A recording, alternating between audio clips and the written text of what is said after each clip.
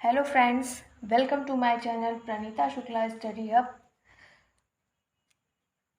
आई hope आपको मेरे videos पसंद आ रहे होंगे। तो आज का हमारा टॉपिक है पार्ट्स ऑफ स्पीच। एक बार मैं फिर से कहना चाहूँगी, अगर मेरे वीडियोस आपको पसंद आ रहे हैं तो आप लाइक करिए, शेयर करिए और चैनल पर नए हैं तो सब्सक्राइब करिए। तो चलिए आज का टॉपिक स्टार्ट करते हैं। आज का हमारा टॉपिक है पार्ट्स ऑफ स्पीच। तो सबसे पहले हम जानेंगे कि पार्ट्स ऑफ स्पीच होता क्या है। तो पार्ट्स ऑफ स्पीच, अगर हम इसकी मीनिंग को देखेंगे तो इसकी मीनिंग से ही हमें आधी बातें क्लियर हो जाएंगी। पार्ट्स का मतलब होता है किसी चीज़ का हिस्सा, और ऑफ मीन्स का या कि स्पीच यानी कि हम जो बोलते हैं, तो हम जो बोलते हैं उसका हिस्सा। कहने का मतलब है हम जब बोलते हैं तो कोई ना कोई सेंटेंस बोलते हैं, किसी ना किसी सेंटेंस के थ्रू हम अपनी बात को कहते हैं। तो जो सेंटेंस होता है उसके जो पार्ट्स होते हैं उनको हम पार्ट्स ऑफ स्पीच कहते हैं। आइए डेफिनेशन देखते हैं। A part of speech is a category that describes the role a word place in a sentence. तो जैसा मैंने अभी बताया कि सेंटेंस के जो पार्ट होंगे वही आपका क्या है, पार्ट्स ऑफ स्पीच। तो पार्ट्स ऑफ स्पीच हमें क्या बताता है? पार्ट्स ऑफ स्पीच हमें ये बताता है कि उस सेंटेंस में जो वर्ड आए हैं उनके क्या क्या रोल हैं। ये काम होता है किसका? पार्ट ऑफ स्पीच का। तो जब हम कैटेगरी बना लेंगे तो कैटेगरी में फिर हमें पता चलेगा किसका क्या वर्क है सेंटेंस में। There are 8 parts of speech in the English language. English language में आपके टोटल 8 पार्ट्स होते हैं स्पीच के। नंबर 1 आपका होता है noun, second is pronoun, third one is verb, adverb, adjective, preposition, conjunction, interjection. मेरे साथ एक बार फिर से रिपीट करिए। Noun, pronoun, verb, adverb, adjective, preposition, conjunction, interjection. तो ये आपके टोटल 8 पार्ट्स ऑफ स्पीच होते हैं। इन्हीं से हमारे सेंटेंस बनते हैं। कोई भी आप सेंटेंस देखेंगे तो उसमें आपको नाउन मिलेगा, प्रोनाउन मिलेगा, और कोई ज़रूरी नहीं है कि आपको ये सारी चीज़ें उस एक ही सेंटेंस में मिल जाएं, बट नाउन, प्रोनाउन, वर्ब, ये सारी चीज़ें आपको मोस्टली आपको सेंटेंसेस में देखने को मिलेंगे, क्योंकि बिना नाउन या प्रोनाउन के, बिना वर्ब के कोई भी सेंटेंस नहीं बनता है। तो सबसे पहले बात हम करेंगे नाउन की कि नाउन क्या होता है। A noun is a word that refers to a person, concept, place और थिंग। तो आप चाइल्डहुड से पढ़ते आ रहे होंगे कि नाउन की डेफिनेशन आपको बताई जाती है। Noun is the name of person, place, animal, thing. तो उसी को मैंने दूसरी लैंग्वेज में यहाँ पे राइट कर दिया है। A noun is a word that refers to a person.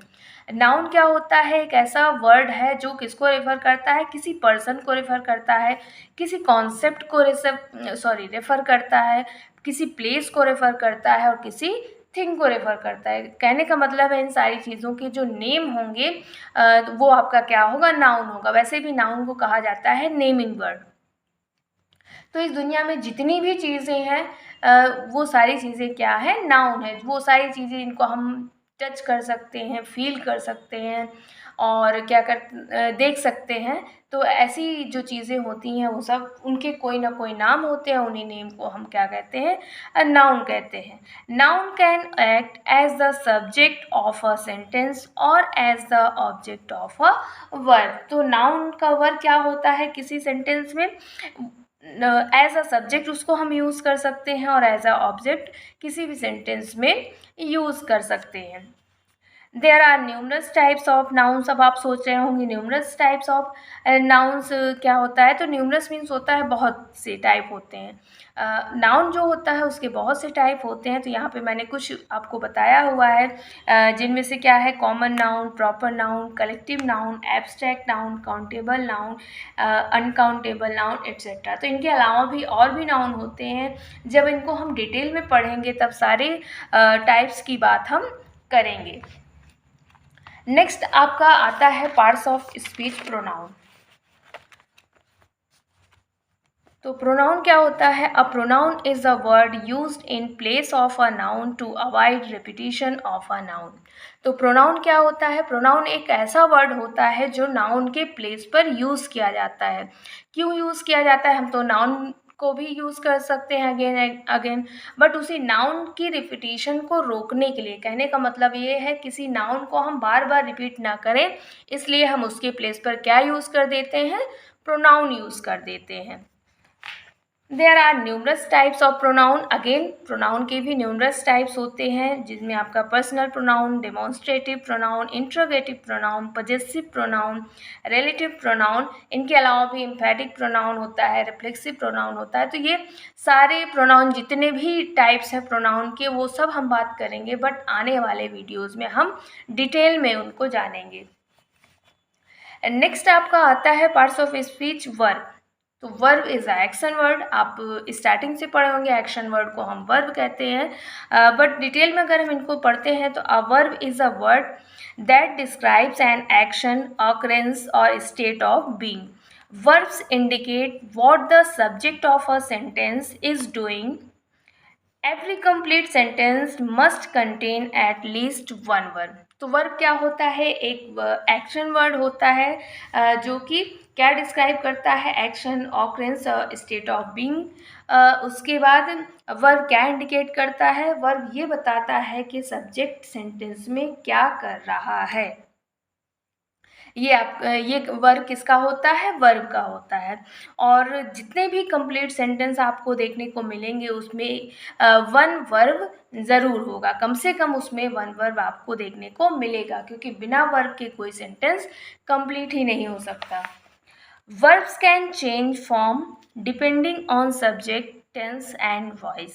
तो वर्ब जो होती है इनकी फॉर्म को हम चेंज भी कर सकते हैं, लेकिन कब चेंज करते हैं वो कंडीशनल है। सब्जेक्ट के अकॉर्डिंग चेंज करेंगे, सब्जेक्ट अगर आपका सिंगुलर है तो उसके अकॉर्डिंग वर्ब की फॉर्म आएगी, प्लूरल है तो उसके अकॉर्डिंग वर्ब की फॉर्म आएगी। टेंस के अकॉर्डिंग हम चेंज करते हैं, जैसा टेंस होगा पास्ट, प्रेजेंट, फ्यूचर, उसी के अकॉर्डिंग हम टेंस का यूज़ करेंगे। और वॉइस में भी हम वर्ब को चेंज करते हैं, वॉइस में एक्टिव वॉइस, पैसिव वॉइस। तो एक्टिव वॉइस से हम पैसिव वॉइस में जब चेंज करते हैं तो उसमें आपका जो वर्ब होता है वो उसकी फॉर्म चेंज हो जाती है। नेक्स्ट आपका है adjective. An adjective is a word that describes a noun और प्रोनाउन। आपका जो एडजेक्टिव होता है वो किसको डिस्क्राइब करता है, नाउन या प्रोनाउन को डिस्क्राइब करता है। किसी नाउन या प्रोनाउन की जो क्वालिटी बताए इसके उसके बारे में और हमें इंफॉर्मेशन दे, तो ऐसे वर्ड को हम एडजेक्टिव कहते हैं। Adjectives can be attributive appearing before a noun. आपका जो एडजेक्टिव होगा वो एट्रीब्यूटिव भी हो सकता है, कहने का मतलब वो नाउन के पहले भी आ सकता है, और प्रेडिकेटिव या तो प्रेडिकेटिव भी हो सकता है, वो कहने का मतलब है नाउन के बाद भी आ सकता है। तो ये आपका एडजेक्टिव था। आई होप आपको इतनी बातें क्लियर हो गई होंगी। रिमेन पार्ट्स को हम नेक्स्ट वीडियो में डिस्कस करेंगे। तो अगर आपको मेरा ये वीडियो पसंद आए तो आप इसको लाइक करिए, ज़्यादा से ज़्यादा लोगों को शेयर करिए, जिससे हमारे चैनल के साथ ज़्यादा से ज़्यादा लोग जुड़ पाएँ और नॉलेज गेन कर पाएँ। तो चैनल पर अगर नए हैं तो सब्सक्राइब करिए। ओके, नेक्स्ट पार्ट के साथ मिलते हैं नेक्स्ट वीडियो में। Thank you, good bye.